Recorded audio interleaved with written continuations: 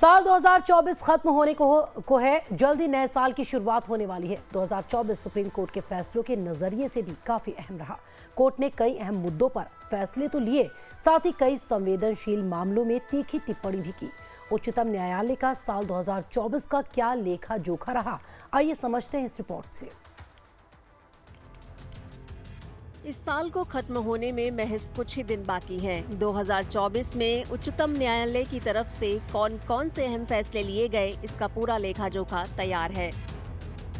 1 अगस्त 2024 को ऐतिहासिक फैसले में उच्चतम न्यायालय ने राज्य सरकारों को अनुसूचित जातियों और अनुसूचित जनजातियों की श्रेणियों में सब कैटेगरी बनाने की इजाजत दी, ताकि समाज में असमानताओं को दूर किया जा सके और इसका फायदा सभी को बराबर मिल सके। पूर्व मुख्य न्यायाधीश DY चंद्रचूड़ ने भेदभाव को दूर करने पर जोर दिया। हालांकि ये भी कहा कि सब कैटेगरी की जरूरत नहीं थी। CJI के इस फैसले ने राजनीतिक बहस को जन्म दिया। इसका कुछ नेताओं ने समर्थन तो कुछ ने विरोध किया।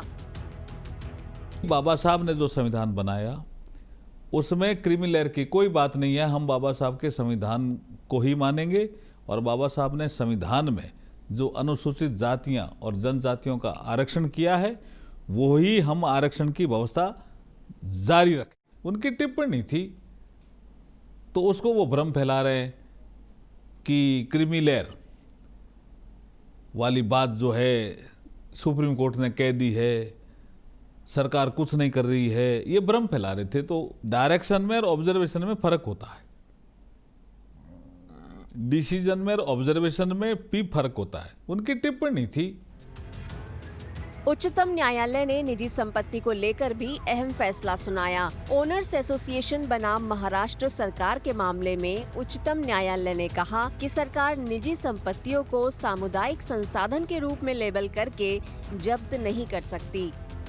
न्यायालय का ये ऐतिहासिक फैसला किसी भी व्यक्ति के संपत्ति के अधिकार को बनाए रखता है और राज्य की मनमानी कार्रवाई से बचाता है।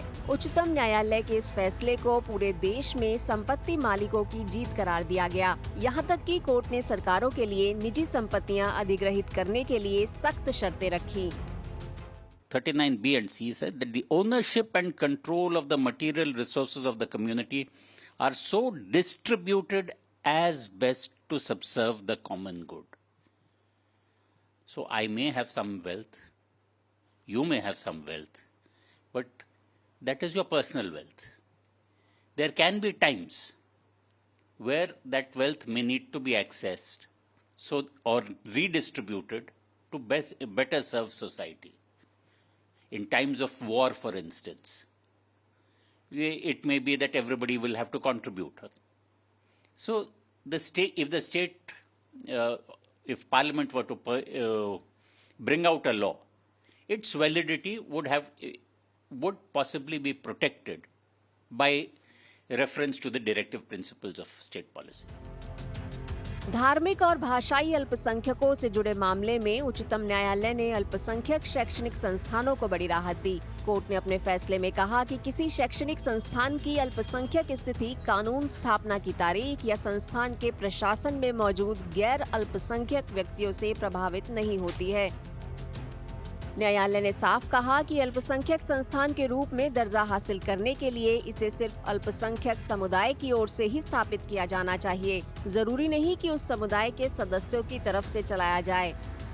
उच्चतम न्यायालय के इस फैसले ने साफ कर दिया कि अल्पसंख्यक संस्थान अपनी स्थिति बनाए रख सकते हैं, भले ही उन्हें गैर अल्पसंख्यक सदस्य चला रहे हों। न्यायालय ने अपने फैसले में संविधान के अनुच्छेद 30 के तहत धार्मिक और भाषाई अल्पसंख्यकों के अधिकारों की रक्षा करने पर जोर दिया। Nothing could have been better than this for Aligarh Muslim University and for thousands of minority institutions in the country. We must remember that minority institutions are not just of the religious minorities. You have hundreds of linguistic minority institutions of Hindus. I have been writing that Hindus are also a religious minority in some union territories and in some northeastern states.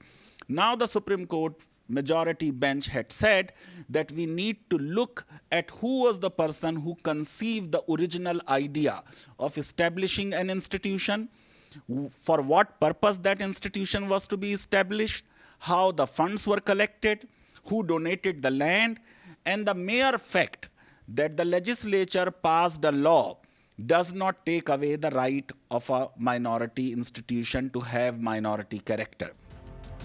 साल 2024 में उच्चतम न्यायालय की तरफ से लिए गए ऐतिहासिक फैसलों में नागरिकता अधिनियम 1955 की धारा 6A की संवैधानिक वैधता को बरकरार रखना भी शामिल है। ये धारा 1966 और 1969 के बीच असम में आए भारतीय मूल के प्रवासियों को नागरिकता देती है।